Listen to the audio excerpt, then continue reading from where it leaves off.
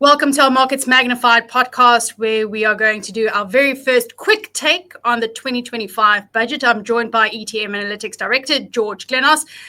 I don't know about you, George, but I personally don't appreciate soccer jokes while Rome is burning, and you're telling me that I'm going to have to give you more money to fuel the fire. That's what was happening in the speech with Enoch Godongwana. It's not that bold. There's no fireworks. But I'm very interested to hear your take and what you would give the budget out of 10. Out of 10, that's an easy one. I mean, if I'm generous, it gets a 3. And that's a deterioration from where we were. So I'm disappointed. I'm really disappointed. I was hoping for more. To be quite honest with you, I don't even understand the point of this budget because it's a proposal that no one's going to accept.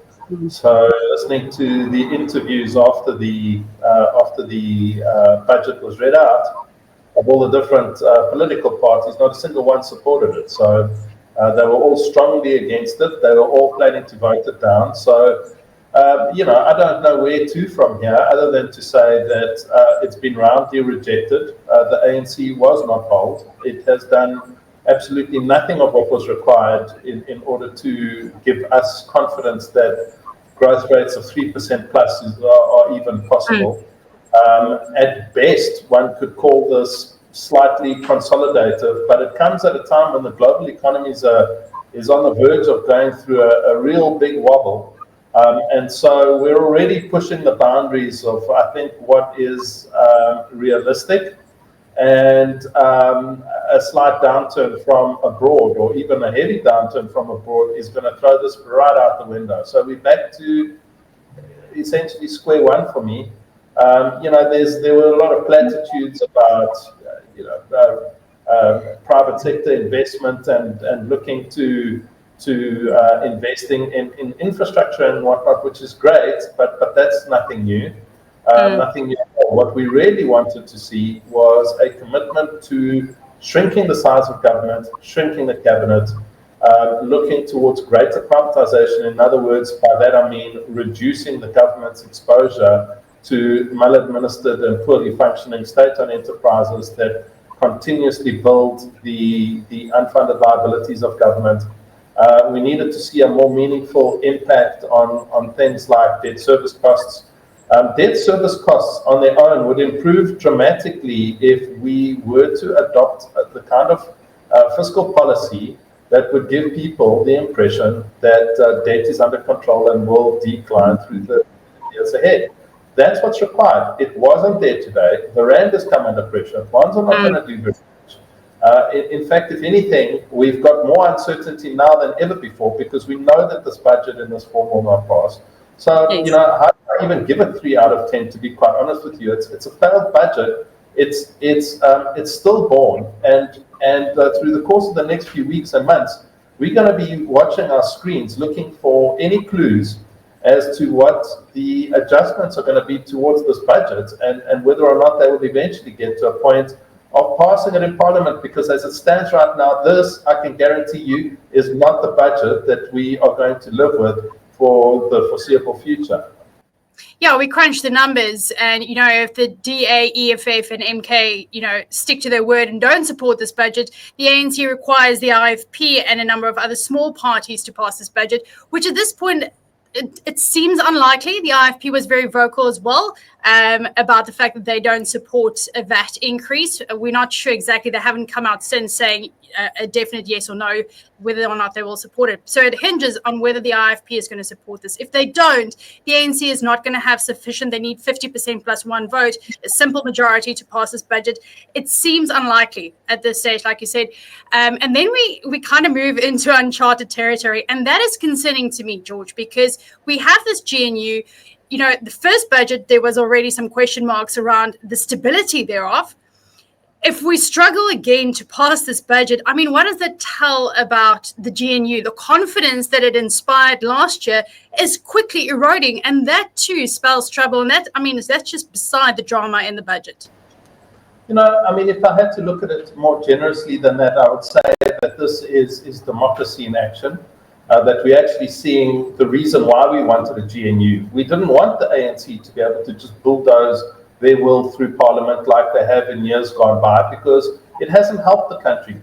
So the fact that we've got checks and balances that are now pushing back and saying, no, this is not acceptable, we will not vote for this, and you don't have enough support to be able to bulldoze this through Parliament, I think, to be honest with you, is a good thing. I would rather have no budget than a bad budget, and this was a bad budget.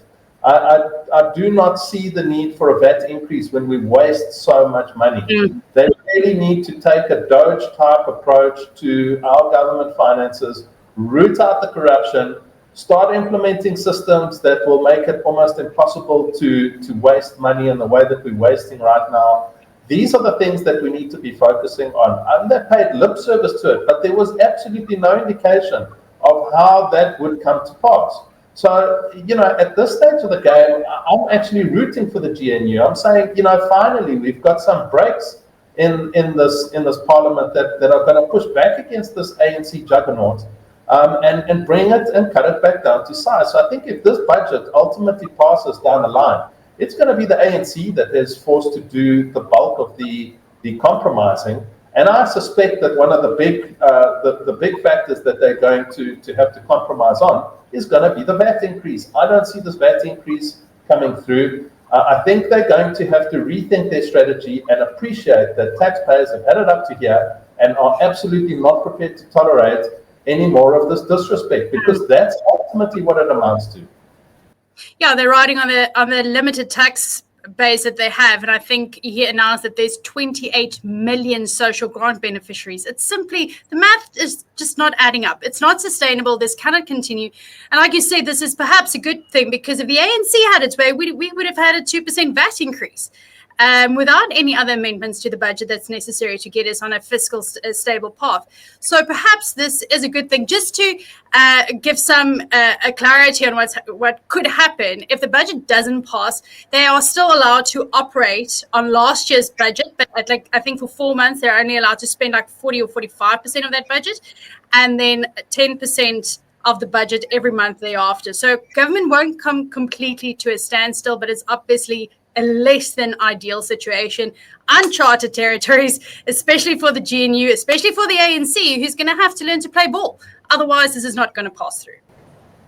They've got to get themselves out of their ideological bubble and stop seeing increased social expenditure as a positive thing, as though they are helping the poor. They are not helping the poor by putting them on social grants.